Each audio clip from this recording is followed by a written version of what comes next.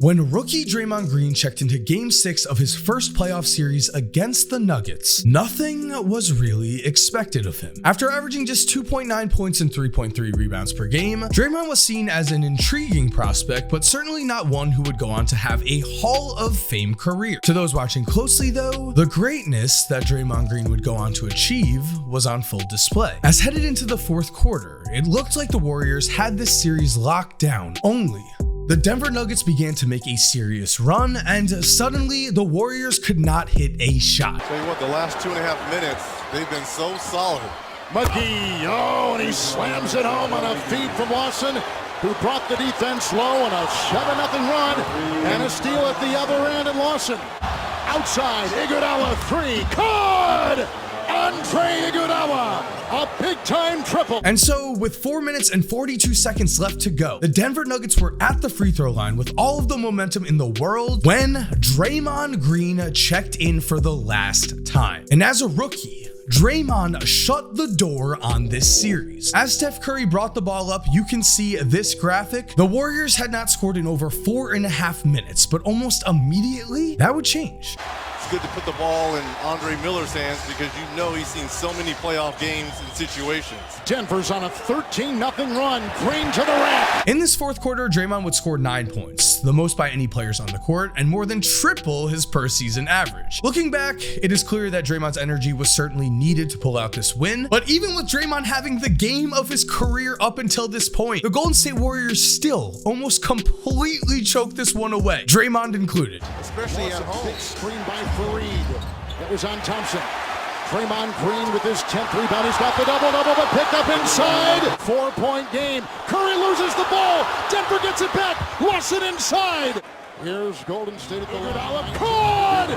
Andre Iguodala. Instead, though, the Warriors would close out this game. They would close out this series. And Draymond Green, of course, would go on to become one of the Warriors' big three, a Hall of Fame instrumental piece in the Golden State Warriors dynasty. Remember, though, before Draymond Green checked into this game, nothing was expected of him. Certainly not a Hall of Fame career. And so what's up, guys? Mike here. And to me, that is crazy to think about. The idea that before Draymond Green took the court for this Game 6, he was just a second-round pick, and if he had become a role player, he would have been considered a success. That is the thing, though, when you have talented teams. With a star rookie like Jalen Green or Cade Cunningham, we get to see their progress right in front of our eyes, but more importantly, we get to see something that is very important to us as fans of the game. Let's be honest here, stats. Cade Cunningham averaged 17.4 points, 5.6 assists, and 5.5 rebounds per game. Jalen Green averaged 17.3 points per game and finished the year averaging an insane 28.1 points in his final 9 games. Those are numbers that already are so impressive, I want to talk about them right now. But also, those two players get every chance in the world to put up those stats because their teams just suck. But before we continue, guys, I am very excited to say that this video is brought to you by SeatGeek. And as you may know, I have worked with SeatGeek for a long time, and I am so happy to finally be working with them again. Because guys, live events are finally back. We can finally go watch the NBA in person. I can go finally watch St. John's lose in person. Whether it's a sport, team, concert, or artist, you name it, our friends at SeatGeek have all of the tickets and have you covered. And the way they do it is also designed to make buying simple for you while also getting you the best deal possible. SeatGeek puts tickets from all over the web to make buying simple. SeatGeek also rates tickets on a scale of 0 to 10 so you can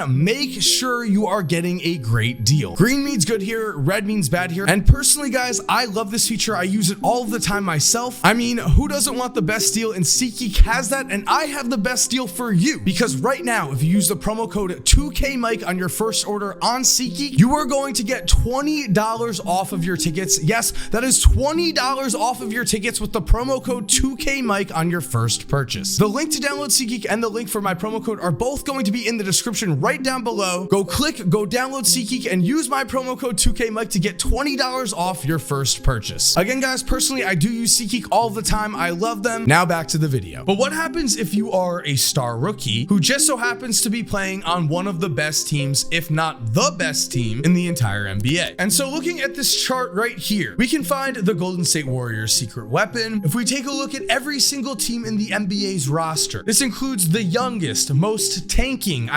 rebuilding teams included. We find that when it comes to lottery picks in the last 2 seasons, the Golden State Warriors are right there at the top with with 3: Jonathan Kuminga, Moses Moody, and yes, even when it comes to top 3 picks, Golden State is just one of the 6 teams in the league that has one in James Weisman. Kuminga, Moody, and Weisman. These are 3 players who scouts identified before the draft as prospects with tremendous potential, and as we have seen with Jordan Poole, the Golden State Warriors certainly know how to develop talent. We've also seen that with names such as Steph Curry, Draymond Green, and Klay Thompson. None of those players was a top 5 pick. Let's keep that in mind. For now though, let's also think about how a star prospect could really stand out in the Golden State Warriors system. I mean, this is the Warriors. If you're a rookie, you're going to be playing for a title, not for 25 wins and the number 1 pick. That also means that you're going to be playing with 3 established Hall of Famers in the starting lineup in Steph, Klay, and Draymond, along with an all-star starter in Andrew Wiggins. There is not much room for a rookie to come in and start shooting whenever he wants to in the Warriors system. That is quite clear. I am going to leave you hanging in suspense for a second, because if you are enjoying this content, please subscribe and turn on post notifications. It would be awesome if you subscribed and we got to 2 million subscribers. Now, when it comes to an established veteran team that is fighting for a title like the Golden State Warriors, the signs show themselves in different ways, which is why it is so scary that Moses Moody already in the Western Conference Finals, while knocking down big shots with no hesitation at all. At times, Moody is very much playing with the no fear attitude of a young Draymond, an attitude Draymond showed before he had broken out. This has actually happened to several current NBA stars. Players such as Paul George, James Harden, Kyle Lowry,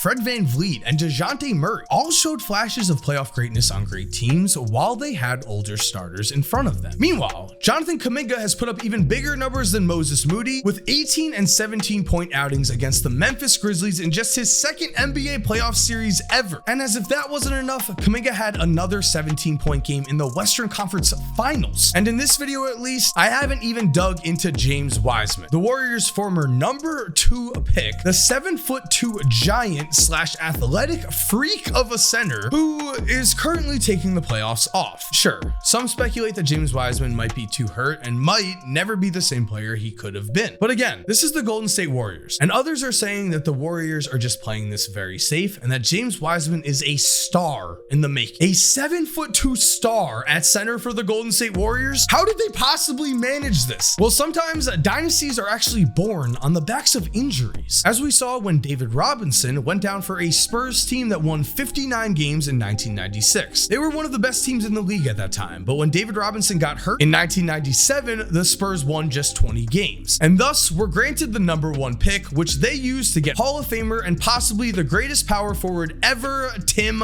Duncan. As for the Warriors, Klay Thompson, one of the 3 Hall of Famers out of the Warriors' big 3, a man who also takes up quite a bit of cap space, missed both of the 2020 and 2021 seasons entirely. In 2020, Steph would also play in just 5 games, and in 2021, Steph, just like Draymond, would miss time. These 3 veteran stars missing games in the 2020 and 2021 seasons at the time looked very unfortunate, but because of this, the Warriors were able to get enough draft capital to potentially set themselves up very, very nicely for the future. Jonathan Kuminga was considered a boom or bust prospect coming into this draft. He's already scoring 17 in the Western Conference Finals for, I'll say it, the best franchise in the league. It is safe to say he is in safe hands going forward, as is Moses Moody, and then again, James Weisman is to me the biggest mystery in the entire NBA. That is not an exaggeration. He's 7'2". What if he's amazing? What if he's just pretty good? A pretty good 7'2" athletic center on this Warriors team? That already would be unreal. So yes, the Golden State Warriors are headed for what could be yet another championship run for Steph, Klay, and Draymond. So that means definitely subscribe and turn on post notifications so you never miss a video. But also, look,